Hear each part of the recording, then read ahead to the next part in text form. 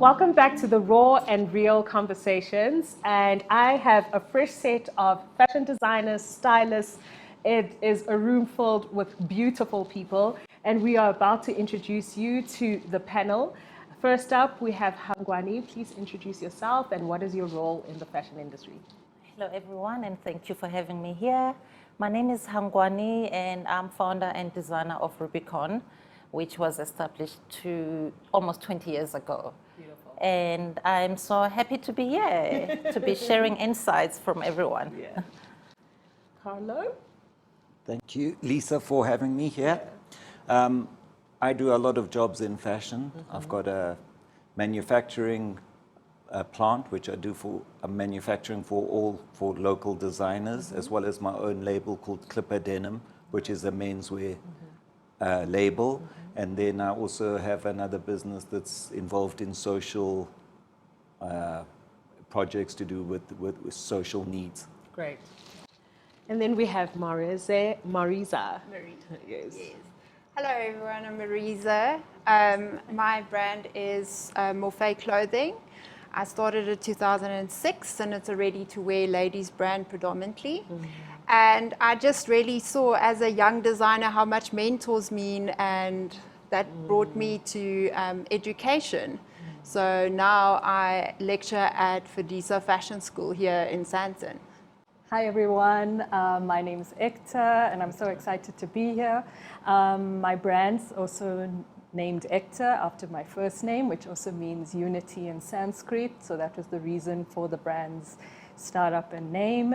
We are a women's wear label and focusing on unity and diversity. My brand's just about 5 years old and going through the learnings of the business of fashion. Great.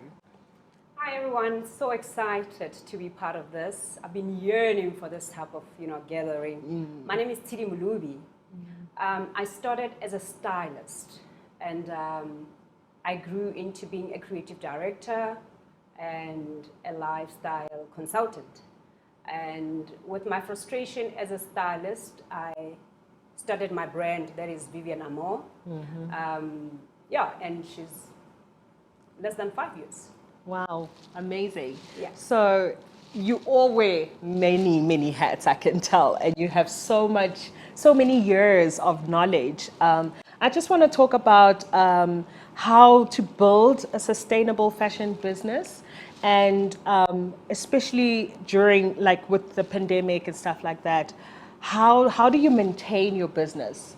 With me, I would say that because I'm very versatile, I have a 9-to-5 job, because I've worked for so many production houses as a freelancer, and by God's grace, I happen to have a 9-to-5 job. That didn't stop me from being affected by the pandemic, and that's been my, my gratitude towards the pandemic. But I want to discuss how, and I think Hangwani, you mentioned it off camera, like how you built a sustainable business out of just designing. It's just not design, it is a business. Take us through that process. Now, because of COVID, we're still in it, and it has really affected most businesses, I'm sure. And it's been very difficult for most businesses. Some of them have closed down. Some of them, like us, are still hanging in there. And obviously, we have evolved. Like, our design aesthetics was more high-end fashion. And with COVID, people they're working from home. And they needed more functionality. So I introduced loungewear. And loungewear that people will still feel beautiful at home, and also, loving themselves, because it's all about how you feel when you wear a garment.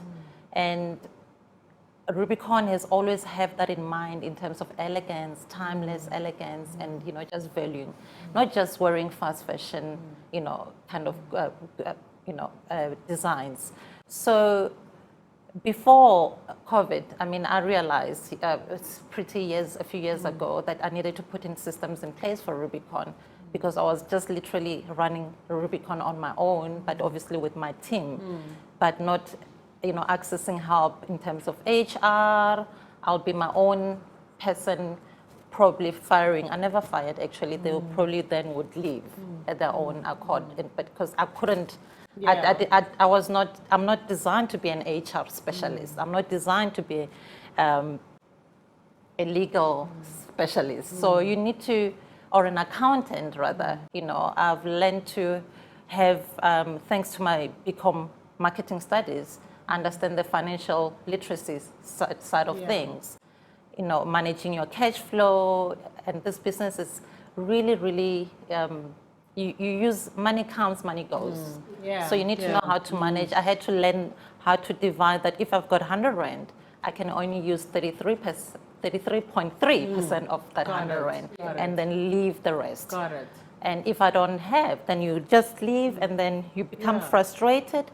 And you go through the process. Yes. I love that you touched on you having the background in accounting, which helped to help run your business. And that means education is very important in anything that we do, especially in the fashion industry. We have a lot of people saying that they are designers. Tomorrow I could be a designer. How important is education to be in the fashion industry and as a designer? So education is extremely important. I know that that Google is our friend, but there's more than Google. There's that actual concrete education within fashion, the technical side to it. It's all the different subjects that dovetail together and work together to give you that holistic understanding of what happens when I leave here, what happens when I graduate. Therefore, subjects such as business, how do I write properly? How do I present myself properly? How do I style something properly? How do I present something in a retail space? How do I create something? What is my target market looking for? Understanding all of these things all together as the modules are set out is incredibly important, because those are the things that makes you become sustainable, like you were asking earlier. It's when you are able to wear these many hats because you have the knowledge of it. And knowledge is power. And that's the thing, you almost have to be a student forever. You can never stop learning. You can never say, I've arrived now. And that's why I love education and fashion education, because we need to create young, creative minds that are employable 100%. and that stay within our industry. So that's crucial. No, 100%, I agree with you. I also would like to point out, though, that there could be many ways to get educated, not just formal ways. Like, I think specifically in this country, we need to start encouraging more practical ways of people getting educated, where, being an apprentice to someone, like in our industry, it would be a perfect thing, because you can learn quite a lot. Of course, there is place for higher education, but to grow our industry, I think we have to actually apply ourselves to different ways as well as the conventional ways of educating people. Mentorship programs, etc. Adding to that, I think also what COVID taught us is that the need to adapt quickly. So, like what you said, you're a student, you're continuously, you're continuously learning and adapting, and yes, you make mistakes along the way, which more lessons, and as you're going along that. But adapting allows you to be innovative, and that always keeps you on your toes and being fresh as well. Definitely. For the market. Yes. And talking about being fresh, in adding to what I said earlier, having to have a 9-to-5 job, is that as much as I had a 9-to-5, I had a challenge of getting to retailers to serve my client, because now the trends are being now put back because it's a pandemic, everything is locked down. You can't go anywhere else. Now, me being now a creative director for my line, I have to now start to create for me to serve my client. Now, this is another thing of like having me to expand it to being a creative director of my line. Because if the designers don't have what I want, I have to make means you have of to having, evolve. yes. And then in addition to education and what Kala was saying, most upcoming designers, they like to be somebody else. They don't like to push the button. There's always copies. You find a client with somebody else's work, and they want it exactly as is. That's stealing. You know, copyright is very, very important. I mean, we even see it now with the Chinese. I mean, we can't do much because whatever that we are doing, somebody else is waiting for you to post and steal it. Yes. And then again, it's not only about the formal education.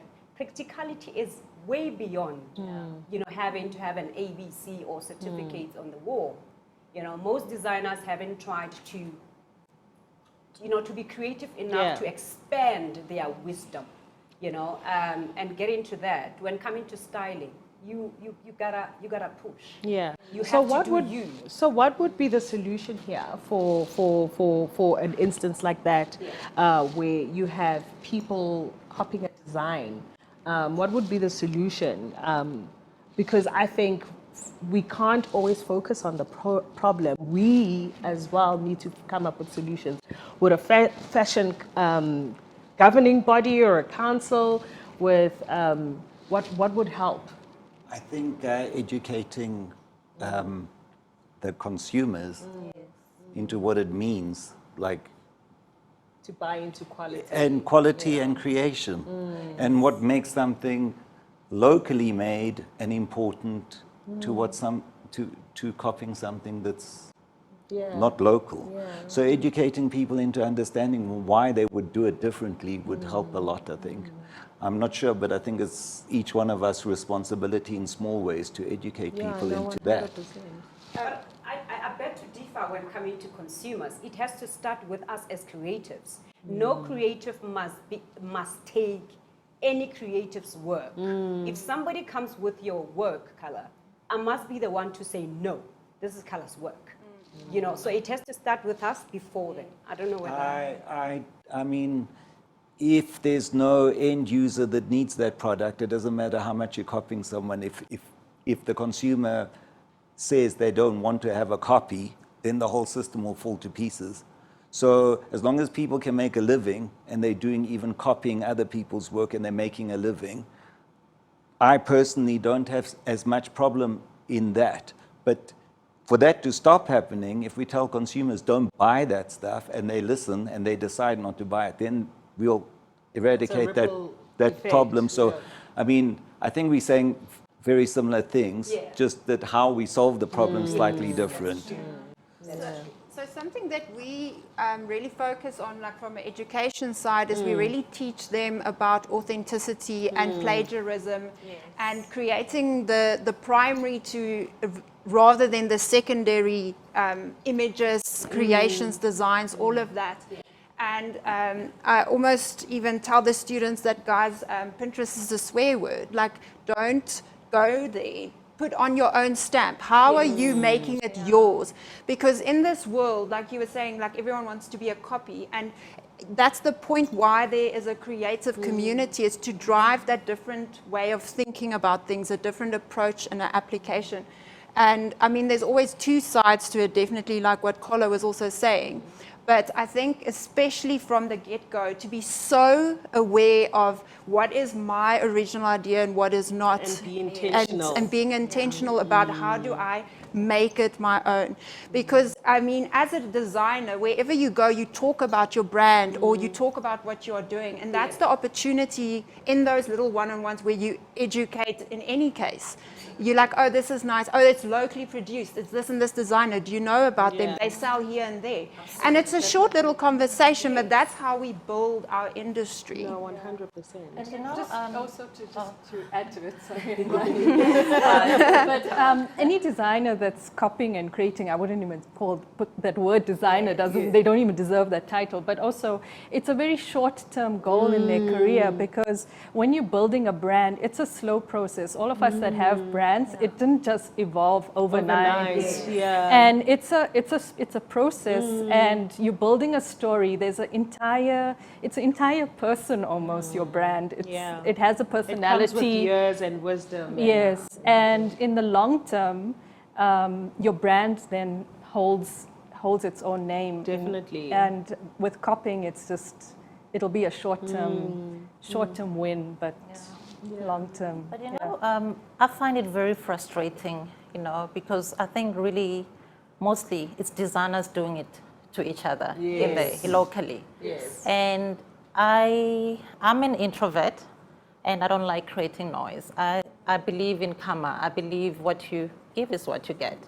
So if people are copying you, like for instance, we created a season pack maybe in 2014, and some designer now, they're well known and they're out there in the market, everyone knows of that brand.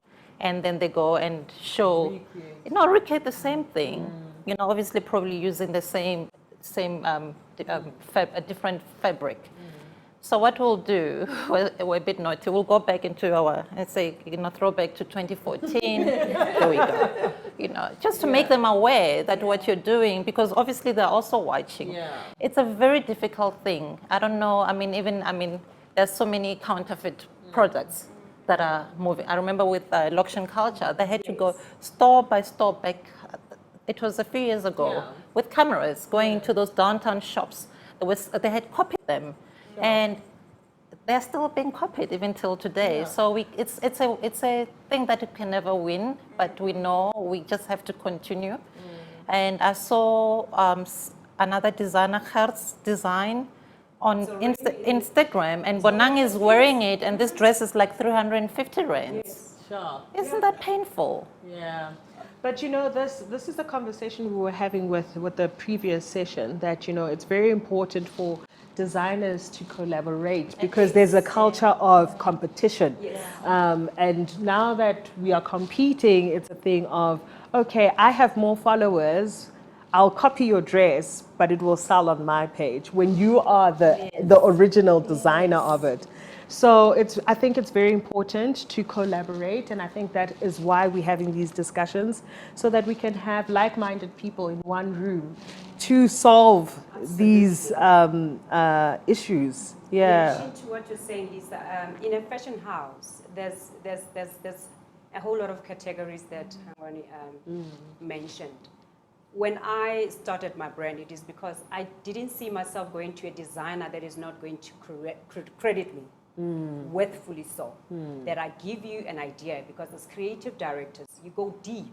You work hand in hand with the pattern maker and the designer, and then you come up with a certain garment. So it is very important that we collaborate without being intimidated by the other. Because the minute you're intimidated by the other creative, then you block your way of like expanding your creativity. And in addition, again, to the fact that it's okay for designers to just get, a client's bringing a copy and then you copy it. You can consult over that copy and turn it around to suit the client. Because sometimes you find somebody that is on a size 32 coming with a dress of a size 28. You need to really, it's very good to consult with clients and make them aware of certain things that you as a creative, you cannot do. That's the only way that we're going to collaborate and understand that this is your part. You're a beader, you're a pattern maker, you're a designer, and all that. You know what I mean? So, and again, people are intimidated on some. Oh, I'm doing her pattern making, and she's a designer, and she's the only one at the forefront. We need to learn to serve. Serve. In our different space. Your shine is coming. Serve. And look, I think more than the frustrating part is the funding. Yes. Let everybody get that, worth, paycheck. Then the rest can follow. But in the meantime, people must learn to serve. We cannot all be business people. There's one that is going to do the running around, the drafting, the whatever. Fashion house it's consistent of many people. There are brands that when they interview, like a shoe maker from big brands that I would see on CNN, no one knows about that people. Those people. But because the company has given that person the opportunity to tap on what he does best. So we need to really learn to collaborate. I love that. just to wrap up the conversation, I'm just going to pose one question to everyone here. And I'd love for you just to answer me in just one sentence. And the question is, what do you think the future of fashion is? The future of fashion is more functional, more something that is more wearable. We are limited in the couture space, and we don't know when this pandemic will end. But I really think it's more functional, but we still need to keep it more timeless instead of the fast fashion. And I'm a cheerleader of really sustainable, fabrics that I can wear the same skirt in the next 10 years. Still, I can pull it out instead of years, instead of it going out there in the environment and messing up our environment. Carlo? The future of fashion will be more socially aware and more ecologically aware. I think for me personally, the future of fashion is making sure that our young talent gets nurtured and stay within our ranks almost, that they don't get despondent and then just give up eventually, because it is difficult. Yeah, so this is what this conversation is, and this type of gatherings are very important. It helps young minds to really go that, I'm not alone. There's people that walk this walk far ahead of me, and I can go and ask them some questions. I like what you said before we close, because it's very important to nurture the youth, because if we don't, then the industry ends here. So it's very important to nurture them so that they can continue with the legacy and the industry can continue living. Hector? Yes. Just reiterating what everyone's saying, but I think the future of fashion is very, very value driven. Your consumer is someone that actually is going to care about from the very beginning to the end of this whole life cycle of their garments. So I think that full transparency is going to be the norm rather than something that's a nice to have. It's very value driven. They care a lot about where this garment's going and coming from. And so also ecological and sustainable. Great. Yeah, but also, adding to it, I think what Sidi was saying is also the craftsmanship of who made my garment, like the pattern maker, the beader, like you were saying. I think a lot of importance and emphasis is also going to be needed in that whole transparency for the future of fashion. Yeah. I believe the future of fashion is limitless. It's a do you boo thing, Explore. Yes. Leave the yesterday, do the now, and move. Because fashion evolves. It is all about creativity. And if you are able to listen to what you are given, because this is a calling. Yeah. It's not an easy path, I must say. It is not easy. We may look fashionable, but I tell you, it is because we are always pushing the button. Yes. Inspiration, no copying. Love it. Evolve. Love it. Thank you so much. This was so insightful. I learned a lot from you guys. You guys dropped a lot of gems. Thank you so much for tuning in.